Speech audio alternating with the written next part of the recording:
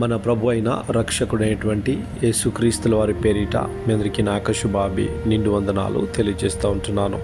ఈరోజు దేవుని యొక్క వాగ్దానము యెషయా గ్రంథము 58వ అధ్యాయము 9వ వచనము. మీరు పిలువగా యెహోవా ఉత్తరమిచ్చును. దేవునికి స్తోత్రం. నా ప్రియ సహోదరి సహోదరుడా, దేవుని యొక్క వాక్యము ఈరోజు మనతో మాట్లాడుతూ ఉంటుంది.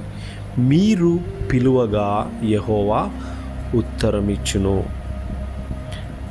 మనం ఏదైతే ప్రార్థన చేస్తూ ఉంటున్నామో, మరి వినే వాళ్ళలో చాలా రోజుల నుండి, నెలల నుండి, మరి సంవత్సరాల నుండి కూడా అవుతుండొచ్చు. మీరు ప్రార్థన చేస్తూ ఉండొచ్చు. కానీ దేవుడు ఈరోజు ఈ ఉదయకాల సమయము నీతో మాట్లాడుతూ ఉంటున్నాడు.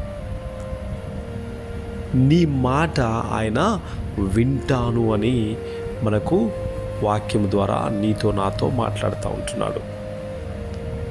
ఈ రోజు నుండి నువ్వు చాలా సంతోషంగా ఉండాలి నా ప్రియ సహోదరి సహోదరుడు. ఎందుకంటే దేవుడు నీ ప్రార్థన విని జవాబిచ్చి ఉన్నాడు.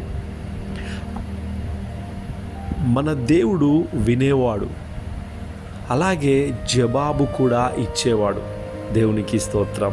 ఎందుకంటే ఆయన మన గురించి ఈ సమస్తమును చేసినవాడు.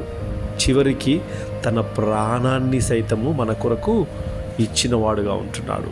కాబట్టి మన యొక్క అక్కరలు, అవసరతలు అన్నీ కూడా ఆయనకు తెలుసు. ఆయనకు మరుగై ఉన్నది ఏదీ లేదు. కాబట్టి నీవు దేవుని ఎడల ప్రార్థించిన ప్రతి ప్రార్థన నెరవేరుతుంది.